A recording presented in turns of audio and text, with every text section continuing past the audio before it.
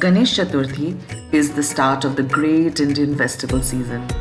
Within no time, there will be Durga Puja, Dashera, and then Diwali, Bhai Phota, and so on. The elephant god or Ganpati Bappa is coming home. When we were in Pune, each year meant visiting Dagru Shade and soaking in the festivities. Like every other religious festival, Ganesh Chaturthi is also about indulging in food and sweets.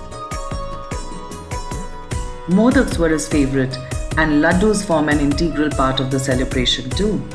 As we pray for wisdom, knowledge, and prosperity, let us spread love and peace in celebrating various festivals across the country.